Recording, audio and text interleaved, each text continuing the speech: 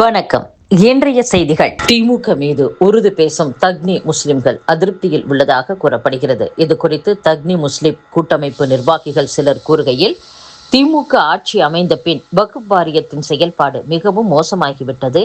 நிரந்தரமாக முதன்மை அலுவலரை கூட நியமிக்காமல் வஞ்சித்துள்ளது. இதனால் முஸ்லிம் மக்கள் திமுகவுக்கு எதிராக உள்ளனர்.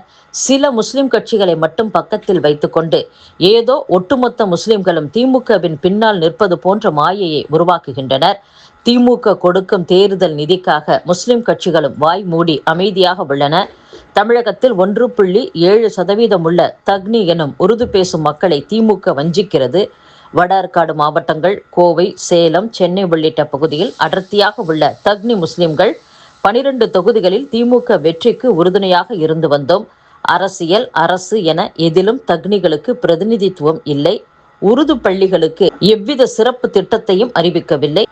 இருமொழி கொள்கை என்ற பெயரில் உருதை ஒருமொழி பாடம் போல் ஆக்கிவிட்டனர்.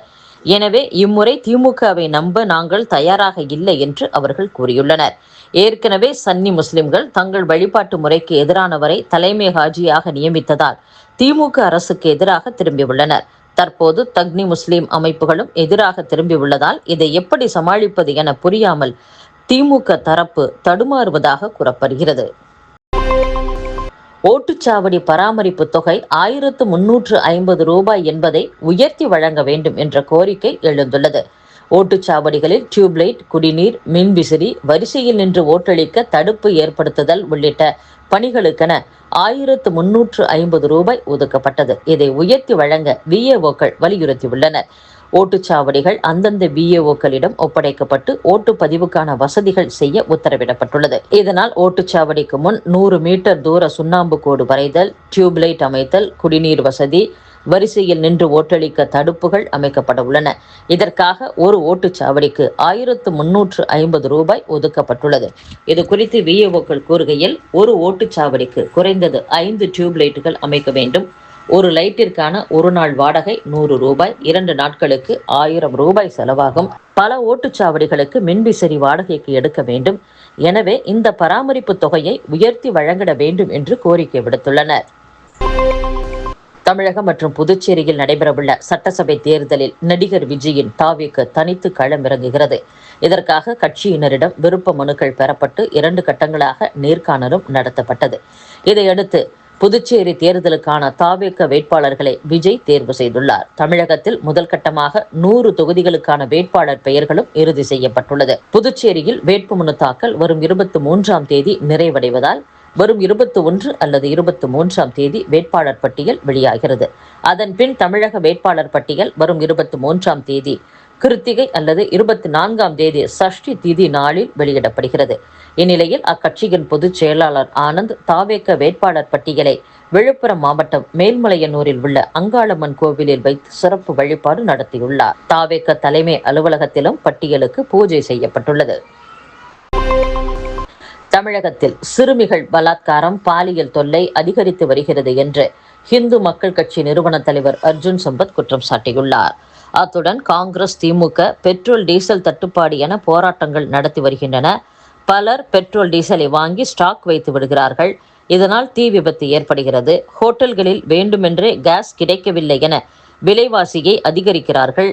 டீசல், பெட்ரோல் தட்டுப்பாடு என அவதூறு பரப்புவோர் மீது நடவடிக்கை எடுக்க வேண்டும். தமிழகத்தில் சிறுமிகள் கற்பழிப்பு, பாலியல் தொல்லை அதிகரித்து வருகிறது. திராவிட மாடல் ஆட்சியில் குற்றவாளிகள் அச்சமின்றி செயல்படுகின்றனர். சட்டம் ஒழுங்கு தமிழகத்தில் சீர்கெட்டு உள்ளது. இதனை மறைக்க முதலமைச்சர் ஸ்டாலின் சிறுவர்களை அழைத்து ரீல்ஸ் போட்டுக் கொண்டுள்ளார். போதைப் பொருள், சட்டம் ஒழுங்கு பிரச்சனையை திசை திருப்பும் வேலையை மே 17 போன்ற இயக்கங்கள் மூலம் செய்து வருகிறார். உலக நாடுகளில் இஸ்லாமியர்கள் அச்சத்தில் உள்ள போது நம் நாட்டில் ரம்ஜான் நோன்பு திறப்பு விழாவை சிறப்பாக கொண்டாடி வருகின்றனர். பெண் குழந்தைகளுக்கு பாதுகாப்பு இல்லை. காவலன் செயலியை பயன்படுத்த வேண்டும் என கூறுகின்றனர். ஆனால் காவலன் செயலியை பயன்படுத்தும் விழிப்புணர்வை தமிழக அரசு ஏற்படுத்தி தரவில்லை என்றும் அர்ஜுன் சம்பத் பேசியுள்ளார். தேர்தல் முறைகேடுகள் குறித்த புகார்களை தேர்தல் கமிஷனின் மொபைல் போன் செயலி வாயிலாக தெரிவிக்க முன்வர வேண்டும் என்று தமிழக தலைமை தேர்தல் அதிகாரி அர்ச்சனா பட்நாயக் தெரிவித்துள்ளார்.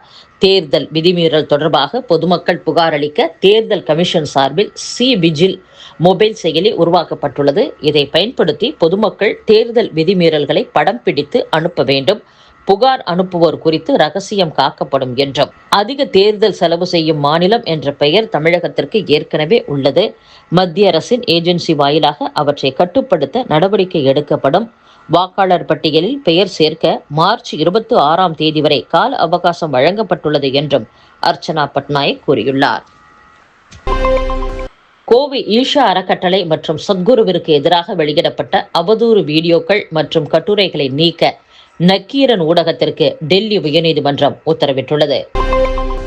பிரான்ஸ் அதிபர் இமானுவேல் மேக்ரான், ஓமனின் சுல்தான் ஹைதம் பின் தாரிக், மலேசிய பிரதமர் அன்வர் இப்ராஹிம் ஆகியோருடன் மேற்காசிய போர் நிலவரம் குறித்து பிரதமர் நரேந்திர மோடி தொலைபேசி வழியில் ஆலோசனை மேற்கொண்டதாக தகவல் வெளியாகியுள்ளது.